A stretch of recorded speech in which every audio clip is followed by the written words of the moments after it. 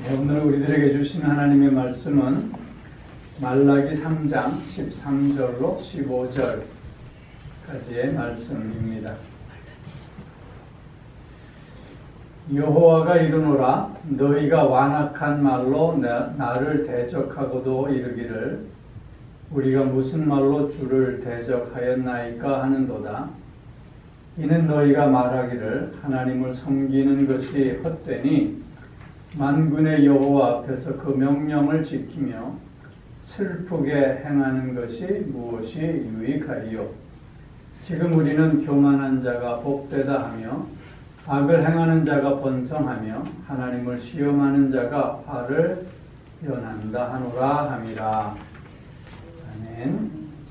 오늘 이 말씀을 의지해서 점검이 필요한 삶이라는 제목으로 말씀을 드립니다.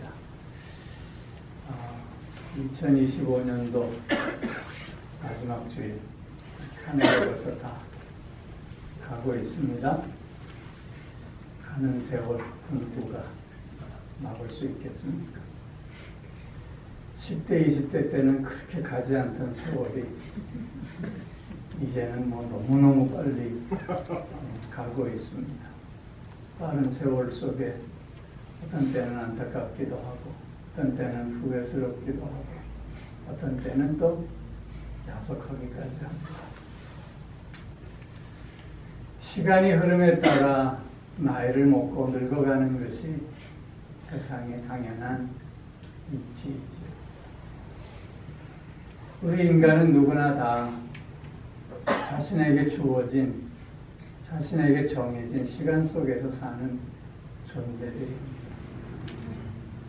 그렇게 우리에게 무엇보다도 중요한 것은 나에게 주어진 그 시간을 어떻게 사용하고 있는가, 어떻게 그 시간을 쓰며 살고 있는가 하는 문제가 가장 중요한 문제가 아닐 수 없습니다.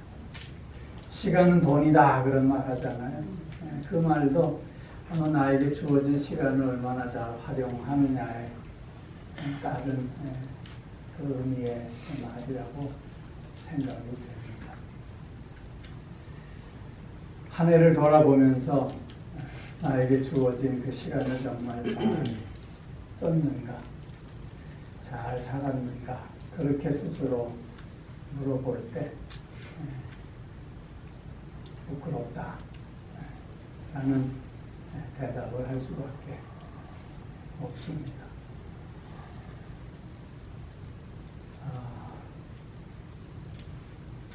그러나 그럼에도 불구하고 하나님께서 또 새해를 준비해 주셨기에 또 새로운 결단과 또 새로운 마음을 준비하기도 합니다. 한 해를 보내고 새해를 맞이하면서 새 마음, 새 결단을 갖는 것이 무엇보다도 중요한데 그러기 위해서 우리에게 또 필요한 것은 지금까지 나의 삶에 대한 점검입니다. 내가 어떤 삶을 살아왔는가 하는 것을 스스로 한번 물어볼 때만 우리는 더욱더 새로운 모습으로 앞으로 나아갈 수 있게 되는 것이죠.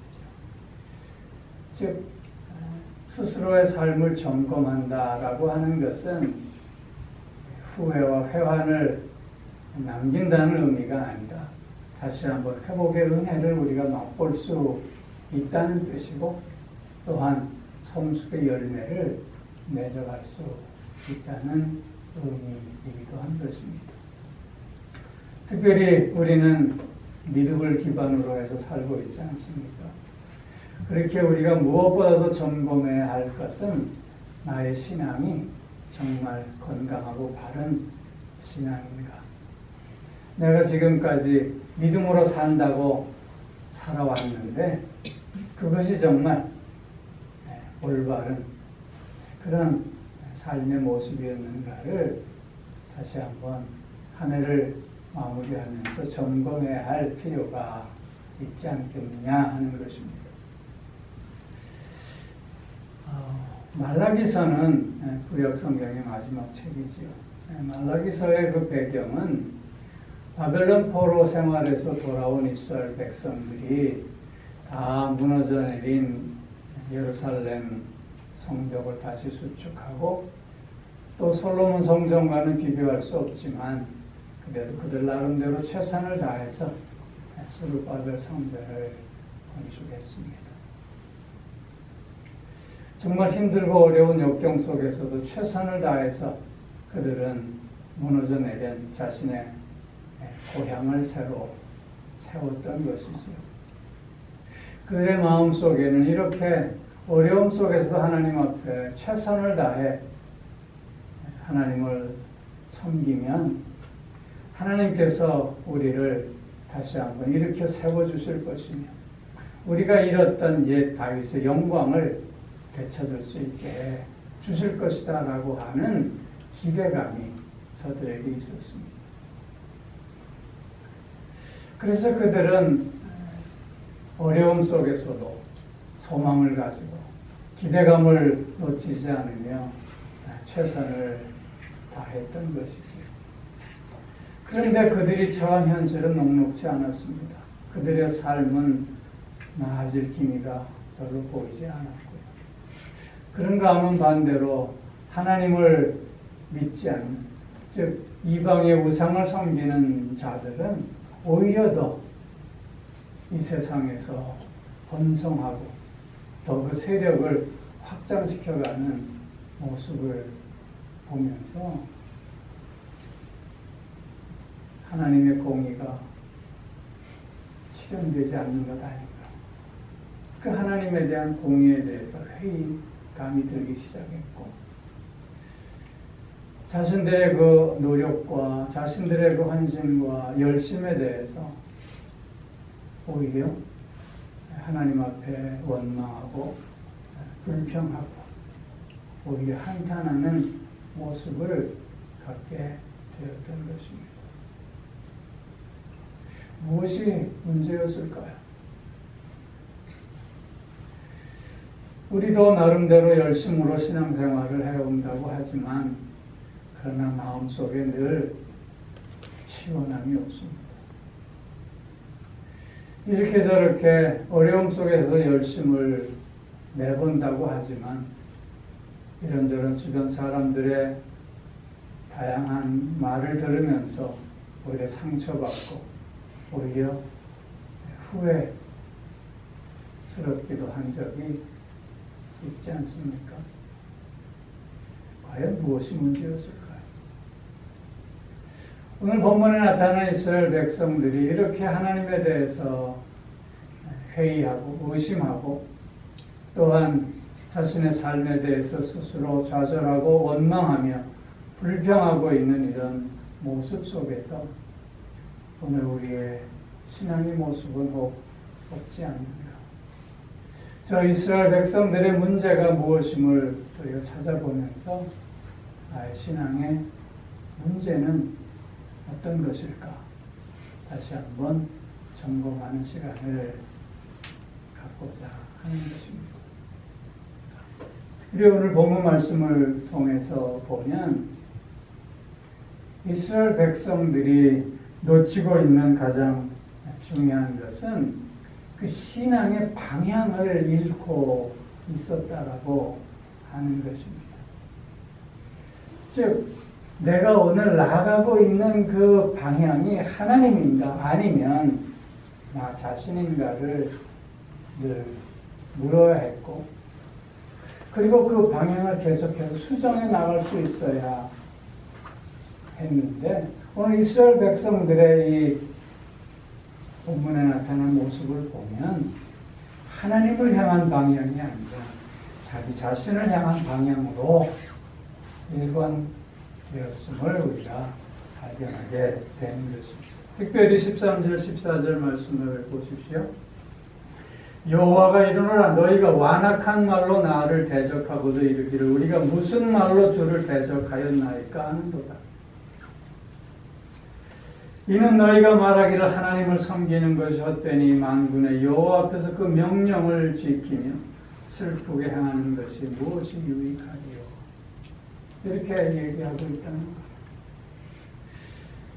저들이 하나님을 향한 방향이 아니라 결국 자기 자신을 향한 신앙의 삶, 즉 하나님을 섬기는 삶이 아니라 스스로를 섬기는 삶을 살고 있는 모습을 보여주고 있는데, 그 특징적인 모습이 뭐냐면 가장 먼저는 자기 의에 빠져 있다는 것입니다. 완악한 말로 하나님을 대적하면서도 오히려 우리가 무슨 말로 주를 대적하였나이까 이렇게 얘기하고 있는 거예요. 이 모습은 뭐냐면 내가 이렇게 하나님 앞에 어려움 속에서도 열심을 내고 있는데, 내가 이런 열심 속에서 어떻게 내가 하나님을 언제 무슨 말로 대적했다고 하는 겁니까? 오히려 나의 이런 열심에 대해서 하나님이 약속을 지키지 않으신 건 아닙니까? 이렇게 묻고 있는 거예요. 즉 나는 정말 최선을 다해서 이것도 하고 저것도 하고 이렇게 하나님을 열심히 섬기고 있는데, 이것에 대해서 하나님은 나에게 약속하신 그 약속을 지금 미루고 계시는 것 아니냐. 오히려 내가 하나님을 대적하고 있는 것이 아니라 하나님이 나를 지금 억압하고 있는 것은, 나를 지금 제외시키고 있는 것은 아닌가, 오히려 이렇게 반문하고 있는 것입니다. 예수님 당시의 바리새인들의 모습을 보십시오. 그들은 누구보다도 종교의식에 열심이었습니다. 그 당시에 유대인들은 3대 종교 의무가 있었지요. 기도하는 것도 구제하는 것과 금식하는 것이었습니다. 그들은 누구보다도 열심으로 기도했고, 누구보다도 열심으로 구제했고, 그리고 누구보다도 열심으로 금식했습니다. 그런데 바리새인들의 문제는 자기들의 이러한 열심적인 종교 행위가 자기 의가 되고 말았다는 거예요. 그래서 오히려 예수님이 위선자들이라고, 회칠한 무덤 같은 자라고 얘기할 때 그 말을 받아들일 수 없었습니다. 오히려 자신을 대적하는 자로 여기고 말았던 것입니다. 자기의, 나는 아무런 문제가 없다고 하는 착각에 빠져 있었기 때문이었던 것이죠. 즉, 그 당시에 바리새인들의 생각은 내가 이렇게 하나님 앞에 최선을 다해서 열심으로 하고 있는데 하나님은 그렇게 나를 누구보다도 더 높이 세워주셔야 하지 않느냐, 이런 생각을 갖고 있었던 것입니다. 그래서 그들이 지금 누리고 있는 기득권이 당연한 것이었고, 그리고 그들은 지금 다른 사람들에 대해서 오히려 비난하고 정죄하는 데 주저하지 않았다고 하는 것입니다.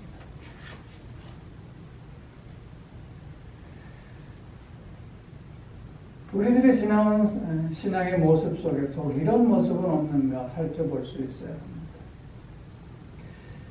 여러분, 무엇을 자랑하고자 하는가 하는 것입니다.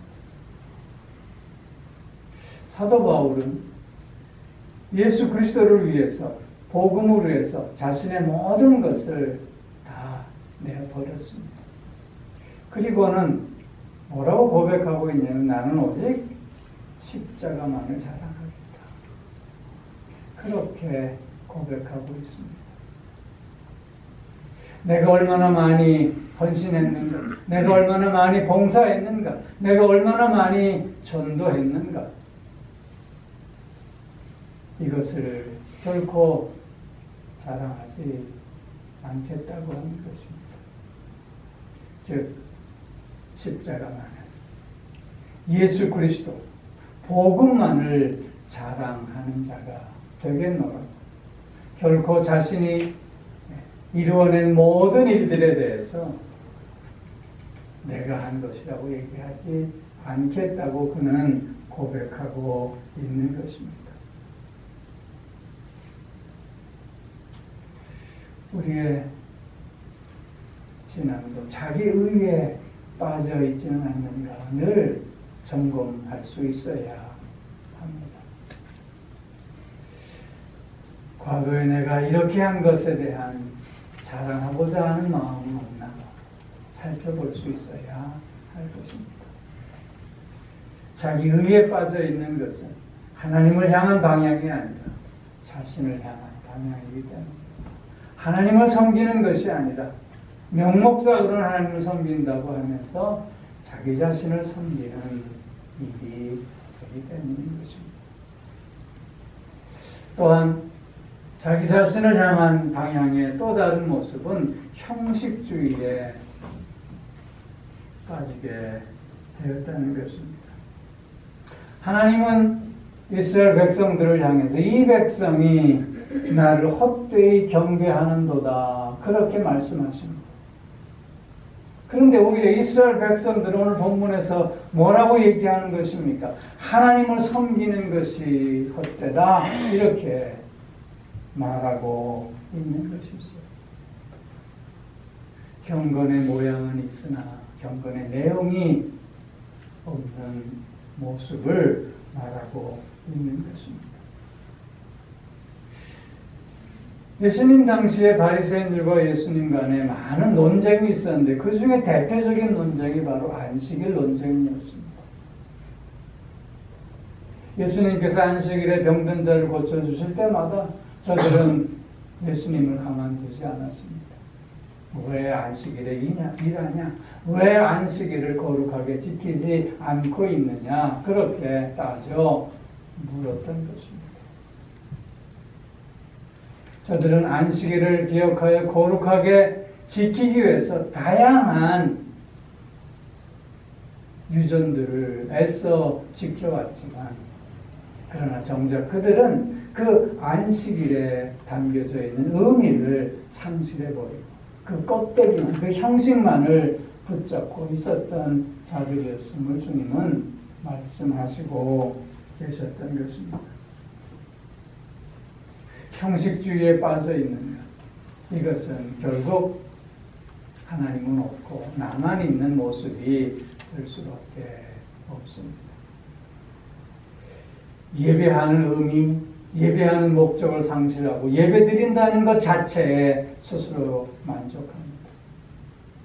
내가 하루에 기도를 몇 시간 하는 것 그 자체에 만족합니다. 내가 성경을 몇 번 1년에 통독한다 그 자체에 만족합니다. 그것이 무슨 의미가 있겠는가 하는 것입니다. 습관적인 종교 행위에 머물러 있는 이 형식주의에 빠져 있을 때 그것은 결국 나의 만족이고 또한 자기 기만에 불과한 것임을 우리는 기억할 수 있어야 하는 것입니다. 또 한 가지는 자기 중심주의에 빠져 있다고 하는 것입니다. 오늘 본문 말씀 14절 하반절에 보면 이 모든 것들이 내게 무엇이 유익하겠느냐 하는 것입니다. 내가 이렇게 했지만 그것이 결국 나에게 어떤 유익을 주었느냐 그걸 지금 묻고 있는 것입니다. 여러분 우리가 하나님을 믿고 하나님을 섬긴다고 하는 것이 무슨 보상을 위한 것입니까? 어떤 이익을 얻기 위한 것입니까? 명예를 얻기 위한 것이 되어야 되겠습니까? 그렇지 않잖아요. 그런데 나 중심적인 이 신앙에 빠져 있게 되면 무언가 계속해서 반대급부를 원하게 될 수밖에 없다는 것이죠. 여러분, 작용과 반작용의 법칙이 세상에 적용됩니다. 이렇게 내가 밀면 상대방에서 반작용으로 나도 미는 이런 법칙이 적용이 되는 것이죠. 우리가 하나님을 믿고 하나님을 섬긴다고 하는 것은 어떤 일이냐면 우리가 하나님에 대해서 이렇게 작용하는 것이 아니라 하나님께서 내게 주신 그 사랑과 은혜에 대해서 내가 바르게 응답하는 것입니다. 하나님의 작용에 대해서 내가 반작용하는 것입니다. 그게 신앙의 본래의 모습입니다. 내가 이렇게 저렇게 다양한 일들을 하면서 그것이 세상 사람들로부터 인정받기 위함이라 될까? 아니면 세상의 명예를 더 얻고 높이기 위함이라든가 한다면 그것은 올바른 신앙의 모습이 될 수 없다고 하는 것이지요. 우리는 하나님의 사랑을 받은 자로서 누가 알아주든 알아주지 않든 어떤 보상이 있든 없든 감사함으로 그 일을 감당하는 자가 될 수 있어야 하겠다는 거죠. 하나님을 향한 신앙의 방향이 아니라 나 자신을 향한 신앙의 방향을 가질 때 우리의 신앙의 내용은 자기 의에 빠지며 형식주의에 빠지며 자기 중심주의에 빠질 수밖에 없음을 다시 한번 확인할 수 있어야 할 것입니다. 뿐만 아니라 우리가 또한 점검해야 될 것은 내 신앙의 동기입니다. 무엇을 위해서 내가 하나님을 믿는가 하는 것이지. 오늘 보면 15절 말씀을 보겠습니다. 지금 우리는 교만한 자가 복되다 하며 악을 행하는 자가 번성하며 하나님을 시험하는 자가 화를 면한다 하노라 합니다. 무슨 얘기예요? 하나님을 열심으로 섬기는 자는 오히려 이 세상에서 고난받고 핍박 가운데 있는데 하나님을 믿지 않는 자들, 우상을 숭배하는 자들, 이 세상의 곤못을 쓰고 이 세상의 속임수로 그리고 힘으로 폭력으로 자신의 재물을 얻고 권력을 쟁취하는 저들의 모습을 보면서 어떻다는 거예요? 억울하다는 거잖아요. 이런 고백 속에 어떤 의미가 담겨져 있어요? 오히려 하나님을 섬기는 우리가 저들보다 더 많이 가져야 되고 저들보다 더 높아져야 되고 저들보다 더 큰 권력을 가져야 하는 것 아니냐? 이런 생각 속에 지금 원망하고 불평하고 있는 모습을 보여주고 있는 거잖아요. 즉 하나님을 섬기는 그 동기가 무엇이냐? 저들은 세상에 욕심냈다고 합니다.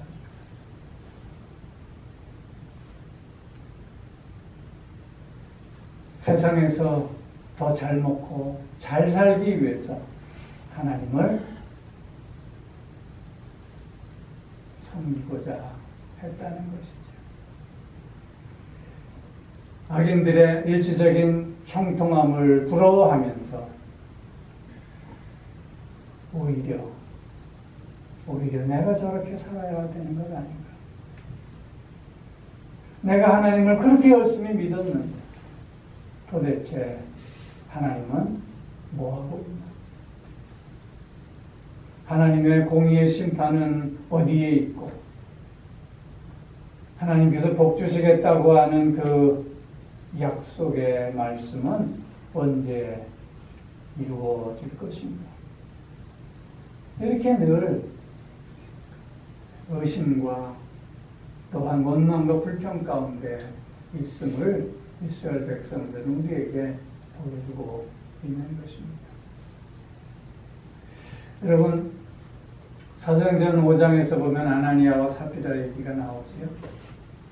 바나바가 자기의 재산을 다 팔아서 사도들을 발 앞에 놓았습니다. 그것을 보고 아나니아와 삽비라도 자기의 재산을 다 팔아서 얼마는 감추고 그래서 그것을 사도들 발 앞에 갖다 놓았습니다. 아나니아와 삽비라가 이렇게 했던 그 동기가 무엇입니까? 아마 그들이 얼마를 감추고 갖다 놓은 돈은 바나바가 갖다 놓은 돈보다 훨씬 많으면 많았지 적지는 않았을 것입니다. 저들의 그 거짓된 헌신 속에 무엇이 담겨져 있습니까? 바나바가 교회에서 얻은 그 명예, 교회에서 얻은 그 권위, 그것을 자신도 탐하고자 그렇게 했던 것 아니었습니까? 우리가 왜 봉사하는가? 우리가 왜 헌신하고 있는가? 우리가 왜 기도하고 우리가 왜 전도하는가? 이 모든 것들이 바른 동기 속에 이루어져야 하지 않겠느냐 하는 것입니다.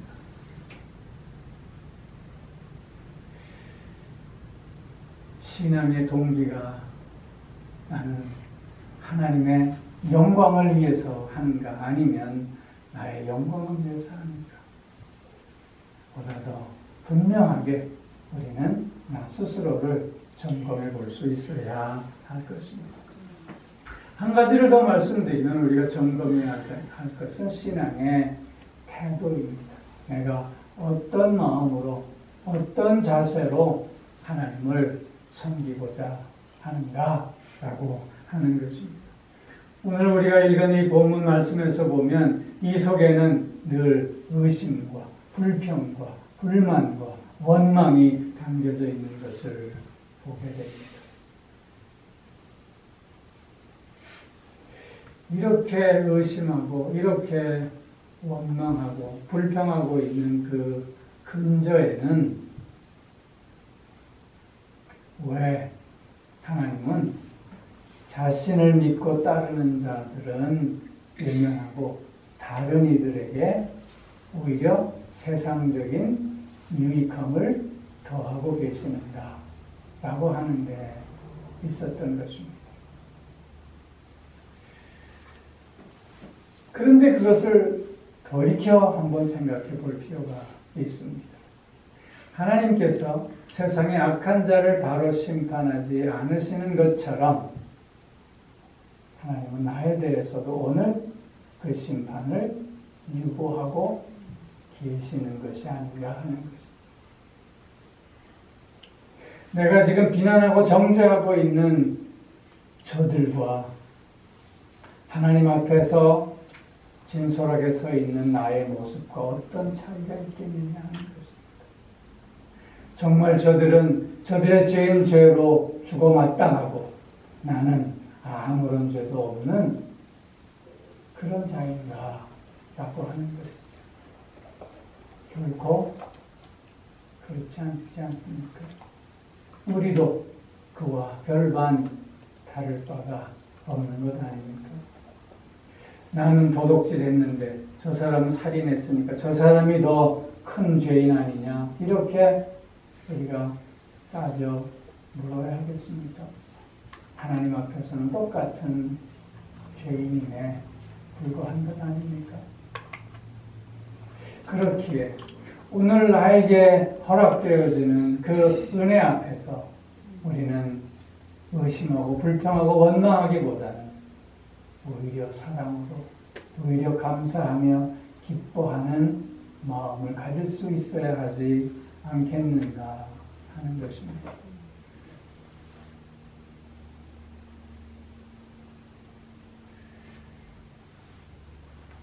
계시록 2장에서 보면 에베소 교회에 대한 평가가 나오잖아요.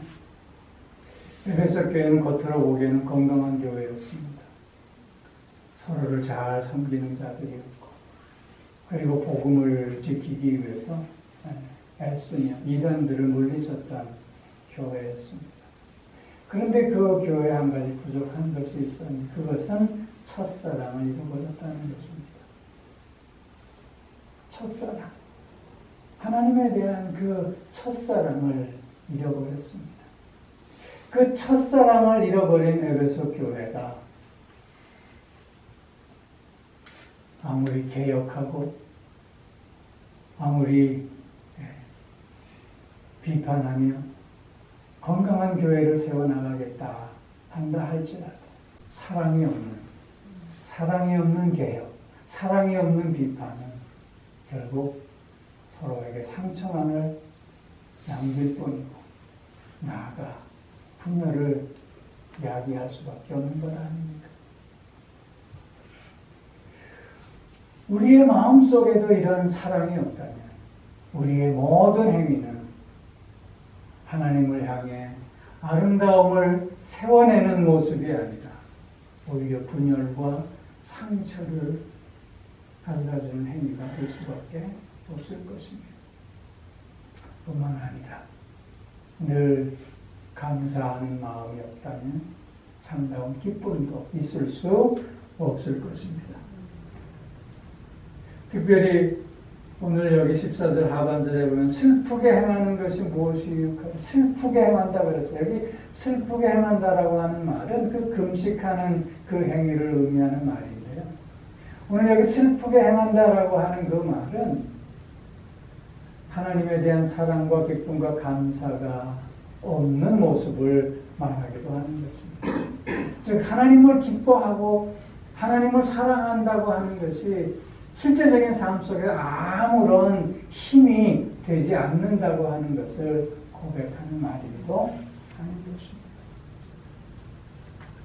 늘 우리가 하나님을 사랑하는 그 마음, 하나님께서 주신 우리에게 그 크신 은혜와 사랑에 대해서 기뻐하고 감사하는 그 마음으로 주님을 섬길 때 그 삶 속에서 우리는 하나님을 향한 아름다움, 조화로움을 이루어갈 수 있게 되리라 믿는 것입니다.